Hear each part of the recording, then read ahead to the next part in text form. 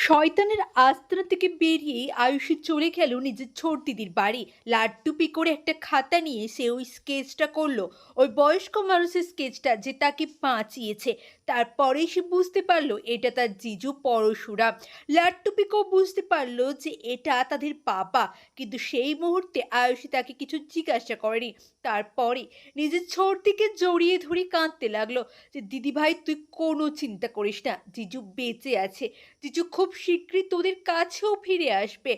এমনটা হতেই পারে না যে জিজু তোদেরকে ফেলে রেখে তোদের ছেড়ে এত দূরে চলে যাবে। লাট্টু পিকোকেও একই কথাই বলল আয়ুষী, কিন্তু লাট্টু পিকো প্রথমে বিশ্বাস করতে পারছিল না। তারপরে আয়ুষী বলল, তোরা আমাকে একটু বিশ্বাস কর, আমি নিজের চোখেই মানুষটাকে দেখেছি। এই মানুষটা বেঁচে আছে, তোদের পা বেঁচে আছে। তোদের মাম্মাম তোদের পাকে ফিরিয়ে নিয়ে আসবেই, আর তোদের পা খুব তাড়াতাড়ি তোদের কাছে আসবে। হ্যাঁ বন্ধুরা, পরশুরাম আজকের নায়কের নতুন পর্বে আপনারা ঠিক এমনটাই দেখবেন। চ্যানেল নতুন হলে দয়া করে চ্যানেলটা সাবস্ক্রাইব করে দিন। ওইদিকে আয়ুষী আয়ুষী বলল, দিদি ভাই, এই কটা দিন যে আমি কি কষ্ট করেছিলাম সেটা আমি বলে প্রকাশ করতে পারবো না। প্রচণ্ড কষ্ট হয়েছে, আমাকে খেতে দিত না, আমাকে মারতো। তারপরেই সে বলল, এবারে আমি একটা নতুন জীবন শুরু করব, যেই জীবনে আমি কোনো ভুল করব না। এই লাট্টু পিকোকে ছুঁয়ে আমি দিলাম কথা।